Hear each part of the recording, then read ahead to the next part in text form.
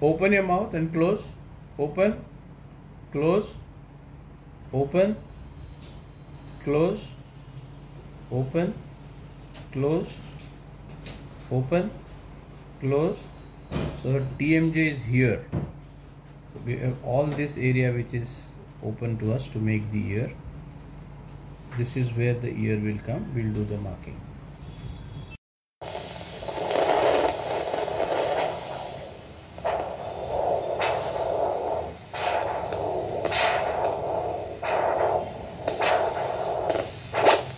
So the Doppler is showing that the artery is in a reasonable normal anatomy, but we also make sure, especially in hemifacial microsomia, that there is no major branch going through the surgical field.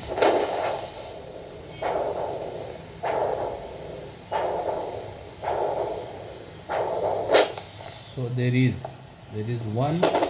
This is the residual cartilage, and the artery is right underneath this.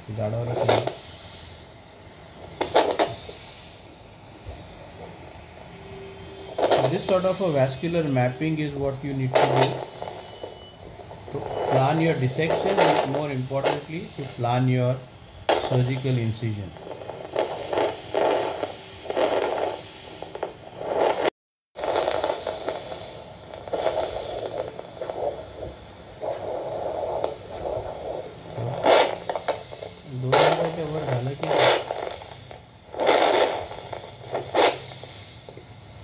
दूसरा क्या था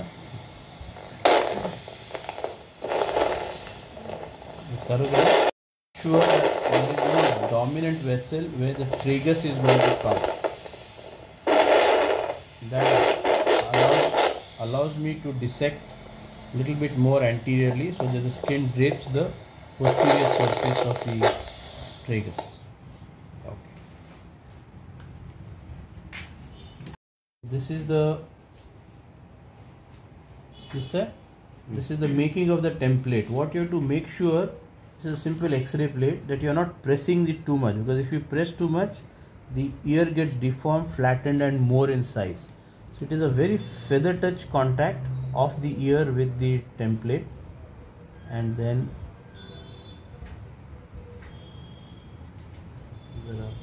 pen घेणारा पाहिजे.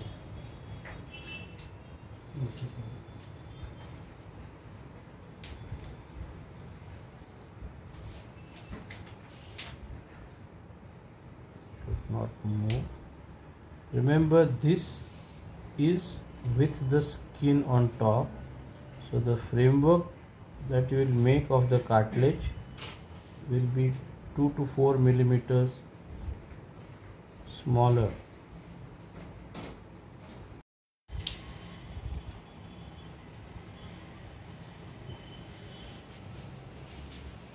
Cut करून ठेवा. Right, left,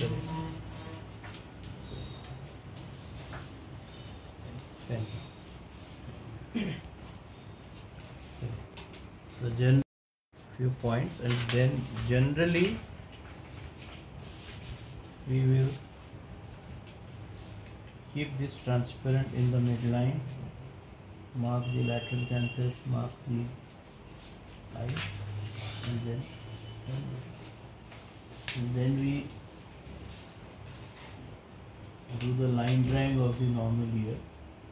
This is the fastest way when actually there is no hemifacial microsomia. In this case it is there, the microsomia is there, but we will do something else.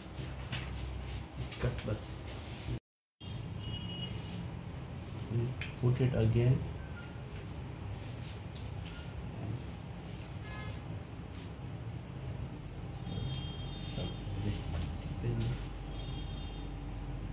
दूसरा जगह मला हे करायचं नाही. हाँ, तो good, it's coming in the, fortunately although she is a hemifacial microsomia, the distance is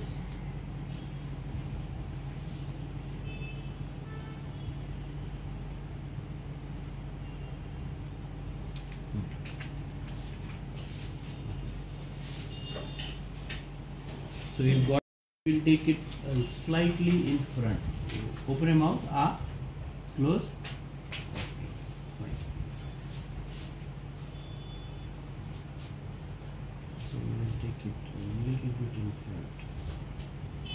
So this is fine. So this is the lower point. So the lower point of the lobule will be this. The root of the helix is here, and the upper point is just to the uppermost border of the hairline, where the hairline begins. So it's fitting perfect. So the sizes that we will achieve are perfect. Now what happens is, second, the mehendi. Feel the skin is not very thin. It's a little thickish skin, but fortunately not very tight. So the mobility of the skin is a very important factor in how much it can get stretched. That's an important factor. We have a good thing lobule, so we can make a nice lobule for her in the same stage. There is no canal, no nothing. And now for our precision, what we do is we use henna, and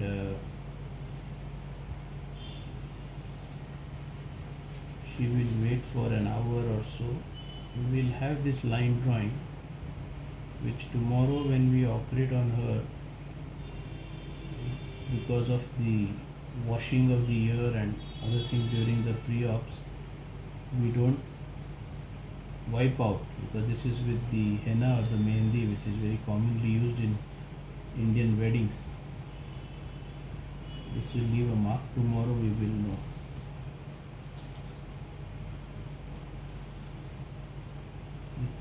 She is not a case for an atresia repair because she has no, but her canal, if at all we were to do, it would have come in this place, which is where exactly her TM joint is.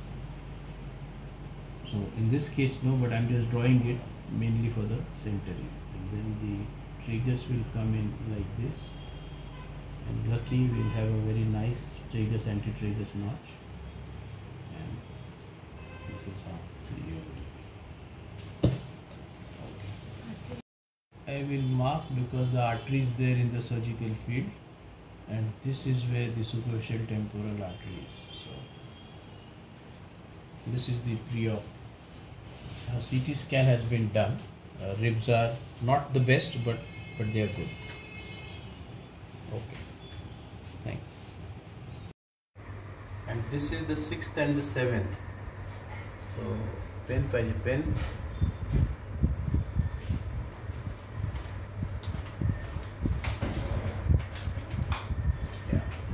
So we are going to get the framework up to here. This is fitting nice on the 6th and 7th, going all the way. So this is the big advantage. Between the right and the left we have chosen. So this part we will cut, and then we will also cut the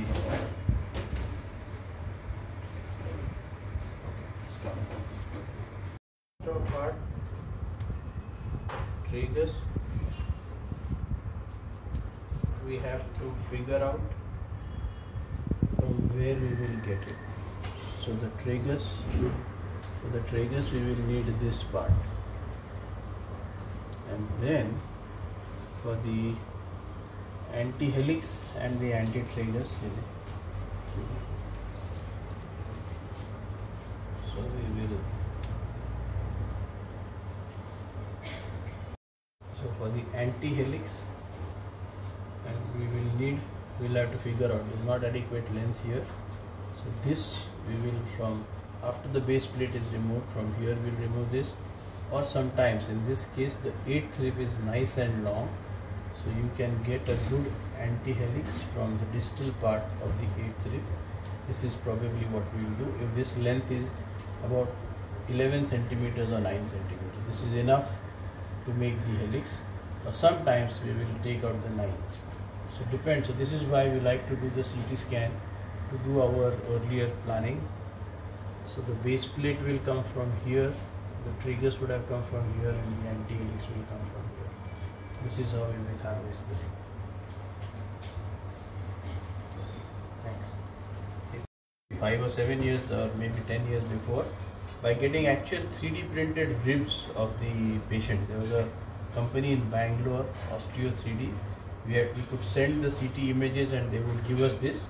This was in our early phases where we wanted to know the thickness and the sculpting, but now with experience we don't do this anymore.